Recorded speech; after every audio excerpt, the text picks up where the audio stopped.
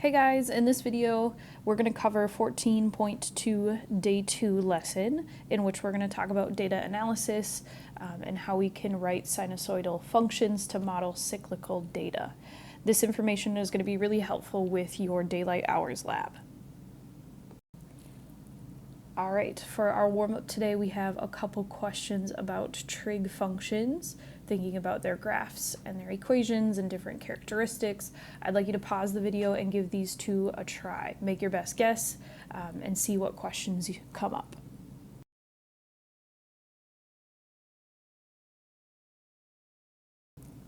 All right, so for our first warm-up question, we're looking at graphing one period of the tangent function, and it's important to remember that the period length for tangent is pi, whereas with sine and cosine, our period length is 2 pi.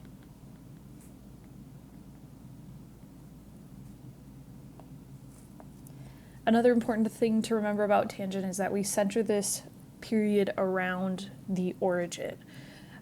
Tangent has two asymptotes, right, on either side of this period or this cycle. And so these asymptotes are going to be at pi over 2 and negative pi over 2.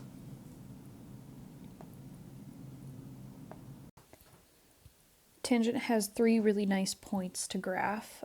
The first nice point is at the origin, 0, 0. The tangent of 0 radians or 0 degrees is 0. And then our next nice points are going to be at pi over 4 and negative pi over 4. Okay, at pi over 4, the sine and the cosine ratio are the same. So remember that tangent is the ratio of sine over cosine. So where sine and cosine are both the same value, the tangent ratio is going to be equal to 1. So at pi over 4, the tangent ratio is equal to 1. Okay. Similarly, at negative pi over 4, sine and cosine are going to be close to the same, but the sine ratio at negative pi over 4 is negative square root of 2 over 2, and the cosine ratio at negative pi over 4 is going to be a positive square root of 2 over 2. So then the tangent ratio, taking sine over cosine, is going to be negative 1. And just a sketch doesn't need to be perfect. We're going to connect these 3 points in a curved shape. We should not have any straight lines in any of our trig function graphs. Making sure that we put arrows at the ends to show that our tangent function is going to get closer and closer to those asymptotes on either side of the period, but not touch it. All right, for question number 2, we're thinking about the equation for a sinusoidal function. It says if a sinusoid has a period length of 5, what would be the value for b within the transformed equation? Before we think about the equation, it's important that we know what this word sinusoid means. And the sinusoid is a curve or a wave that has the shape of these sine and cosine graphs.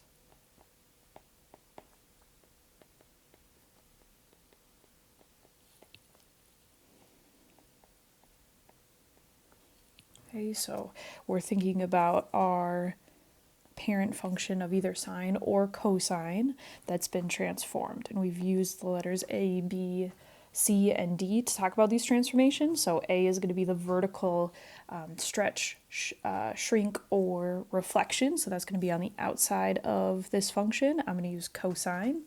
Okay, the B value is the horizontal version of this value A, so it's going to be the horizontal stretch, shrink, or reflection.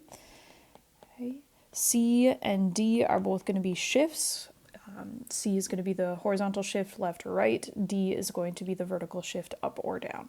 So we're being asked specifically to analyze what this value would be in the middle here. Okay, and we have to remember that our sinusoid normally has a period length of 2 pi, and we want a period length of 5. So we got to figure out what value we should have in that equation to make it happen. Okay, now usually we go in the other direction and we calculate this period value by taking 2 pi divided by b. Okay, we can think of that almost like a formula and rearrange it. If I wanted to solve for that b value, I could take 2 pi divided by the period length.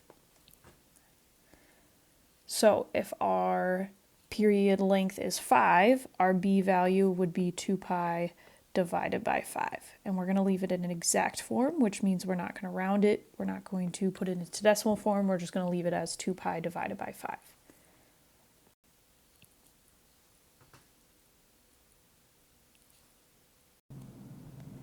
All right, so the questions in the warm-up were more foundational, more R2 level questions where we're thinking about basic characteristics of these trig function graphs, and maybe a transformation or two of them in either the equation or the graph representation. When we step it up a little bit and we think about the R3 level, we're going to be asked to create a full function with multiple transformations based off of either a scenario or a description or a data set. And so we're going to run through an example here where we create a full sinusoidal function that models the tide levels in Boston over the course of a day. And so we can see the graph here shows this sinusoidal wave pattern as the tides go up and down each day. And then underneath it, we have some specific data from that graph, so we don't have to try to guess what those values are. It starts with this value here, this low tide at 9:30 in the morning. And the tide is actually negative 0.25 feet. And then we see the following high tide.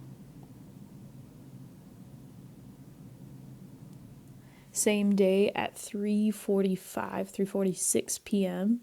Okay, and that would be this point here, and that tide is 9.34. Okay, and so I'm going to use the data from Sunday. You could also use the data for Monday or between the low and the high tides on Sunday and Monday if you want. But we just need two of these values, an extrema that's a minimum and an extrema that's a maximum.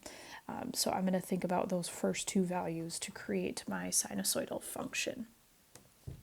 Okay, so I'm going to kind of annotate my graph here with these values, remembering that the x-coordinate here is going to be time and the y-coordinate is going to be the height of the water. Okay, with time it can be a little bit tricky. Here we have 9:31 a.m. and 3:46 p.m. So we have to remember that with time here that 31 minutes doesn't mean 0.31 hours, right? So if I'm talking about 9:31 a.m., this would not be equivalent to 9.31 because 30 minutes is half of an hour, not a third of an hour. So 9:31 I'm going to think of as 9 hours plus 31 out of 60 minutes. Okay, and I'm going to convert that to a decimal, which is 0.516. So I'm going to say that's 9.52 hours into the day. Okay, so this first point is going to be 9.52 comma negative 0.25, where that y-coordinate is the height of the water. Okay, similarly for the second data point, 3:46 p.m., I'm going to think of 3 p.m. as 15 hours into the day. If you were to think about military time, 3:46 p.m. would be 15:46 out of the 24 hours in a day. So I'm going to take 15 plus 46 out of 60. Okay, 46/60ths as a decimal is 0.77. So this is going to be 15.77 into this day. Okay, now on your test, I'm going to give you nicer values to work with because you're not going to have a calculator, but for your lab, it is very likely that your daylight hours are going to convert to these decimals that you'll need to calculate with a calculator. And then that high tide was 9.34 feet, so that's our y-coordinate.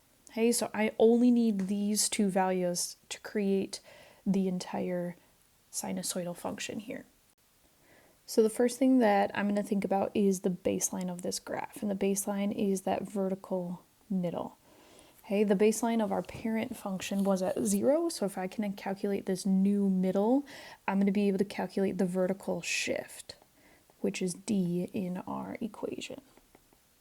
Okay, so I need the middle of the high and the low points, so I'm going to take the average of the minimum and the maximum.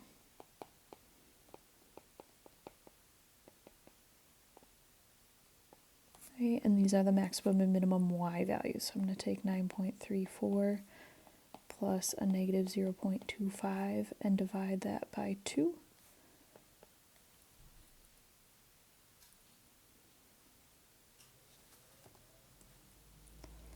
And I get 4.55.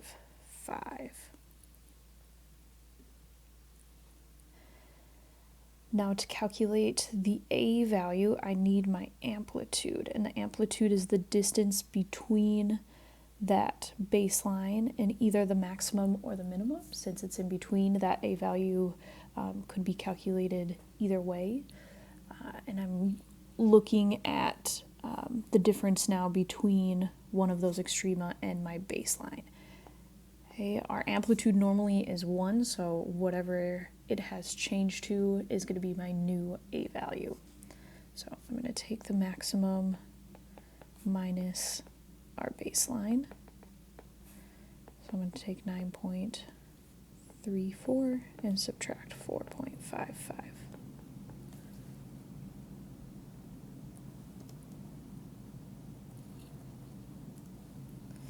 And I get 4.79.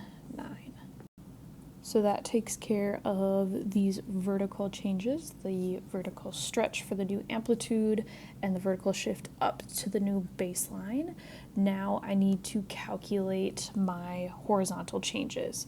And I'm going to start with the horizontal stretch or shrink, so that's this B value. And from the warm-up, to find the B value, I'm going to take 2 pi divided by the period length. Okay, and the period length is how long it takes for one cycle to complete. So the distance between these two extrema is only half of a cycle. To go from the minimum to the maximum, that's only half of that cycle. I would need to go back to the next minimum for it to be a full cycle. So I'm going to look at that time difference between the minimum and the maximum and then double it. That's going to give me my period length. So the value of B is going to be 2 pi divided by 2 times that time difference between the minimum and the maximum that I'm using. So 15.77, that's the time of the high tide. 9.52, that's the time of the low tide. Okay, so the difference between there is going to give me half of the cycle. And this is in hours. Okay, so I'm getting 2 pi divided by 2 times 6.25. And I'm going to leave this as exact as possible, so I can see that these 2's are going to divide out. 2 divided by 2 is 1, so I'm going to write it as pi divided by 6.25. All that's left is the horizontal shift. Okay, and I'm using cosine intentionally to make this horizontal shift a little bit easier, because our parent function, cosine of x, starts out at the maximum, right? It starts out at 1. Cosine of 0 radians is 1, and then it goes down and comes back up. So if I can calculate how far into this day that new maximum or high tide has occurred, I can think of that as this horizontal shift to the right. Okay, so that maximum now occurs at 15.77 hours into the day.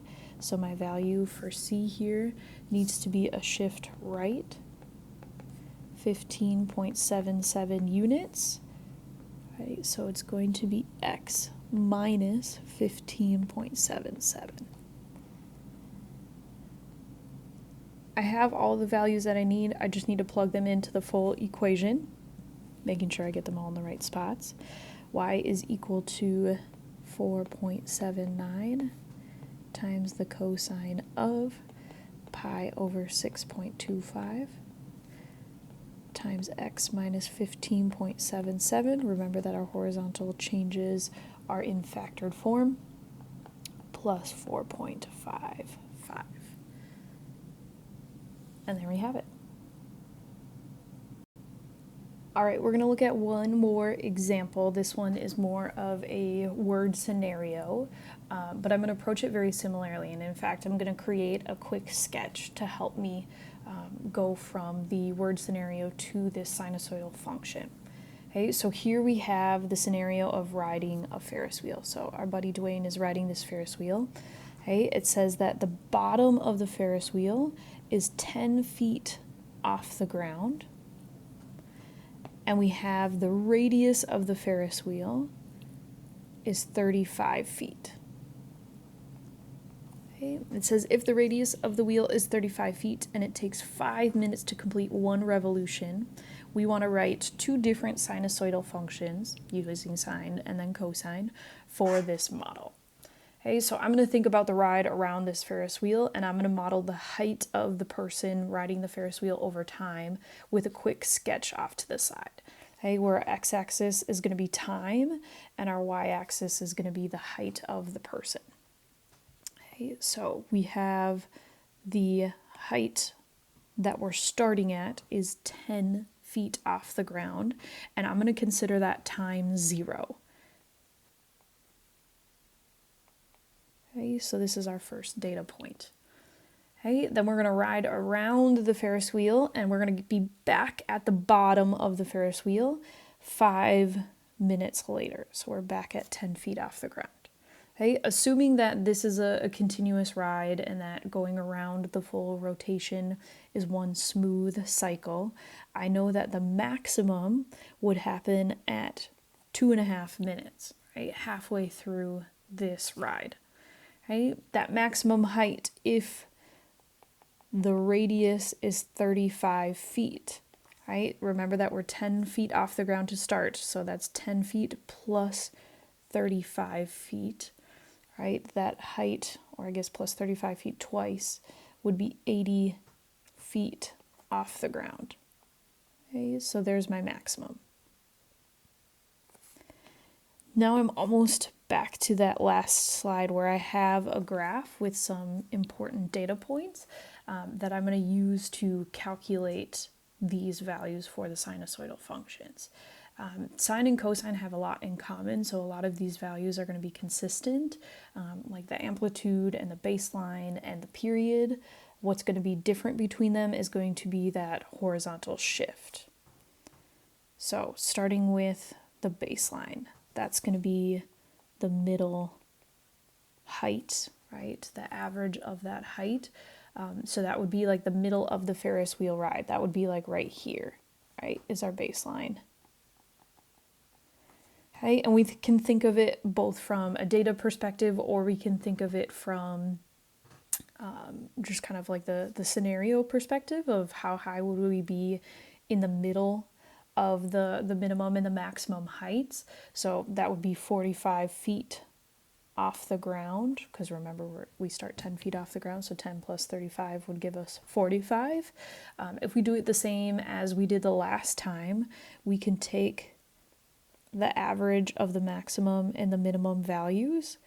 So that would be the average of 10 and 80. 10 feet is the lowest height, 80 feet is the highest height, so that's 90 over 2, which is 45. So I'm going to plug that in for both sinusoidal models, and that's that vertical shift to the baseline. Next up, I'm going to analyze the amplitude, which is going to be the A value in both sinusoidal functions. So that's the distance between that baseline and either the maximum or the minimum heights. So from the scenario perspective, it's going to be the radius of this Ferris wheel, 35 feet. If we calculate it from more of a data perspective, we're going to take the difference between the maximum height and that baseline.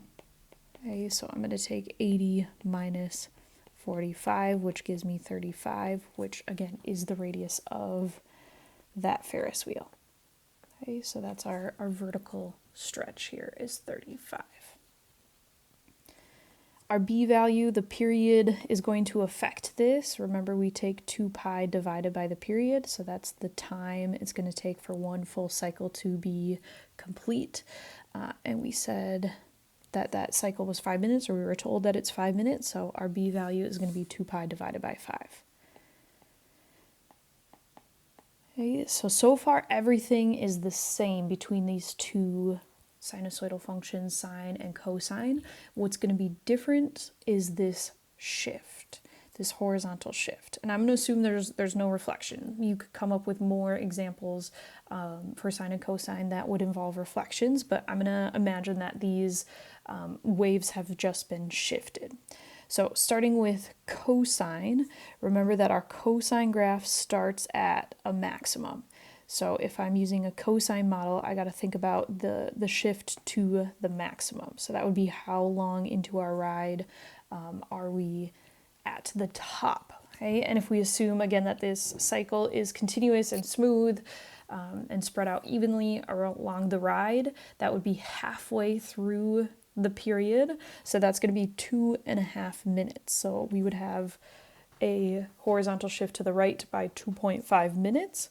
So I'm going to write 2.15 as that C value. Hey, sine is a little bit trickier. I mean, not terrible, but it is a little bit trickier to work with because our sine graph starts at the baseline, right? It starts at 0 originally in the parent function, goes up, and then comes back down. So I got to figure out where is this point in my graph where we're starting at the middle of the ride. So not at time 0, but where are we halfway through that rotation from the bottom to the top. So I guess it would be a fourth of the rotation around the Ferris wheel. Okay, so if I'm assuming again that this ride is continuous, that shift into when we're at this middle height would be half of the time it takes to get from the bottom to the top. So if it takes 2.5 minutes to get to the top, I'm gonna say that it takes 1.25 minutes to get to that halfway height. So I'm gonna say my horizontal shift for the sine function model would be to the right 1.25 units. A little bit trickier, which is why I like using cosine, because I just have to think of that horizontal shift in terms of how long into the function does it take to get to the maximum, rather than trying to figure out how far into that function am I at that baseline value. Hey, 2 different examples. You could come up with more examples. Again, like I said earlier, if you think about reflections, flipping that cosine model upside down, or the sinusoid model, or the sine model upside down, or you could even think about shifts left and right. Further into that, because these models are cyclical, there are many, many different functions that you could write. Hopefully these 2 examples are really helpful for the daylight hours lab. Even though these examples didn't look at daylight hours, they give you 2 cyclical models and some practice writing sinusoidal functions.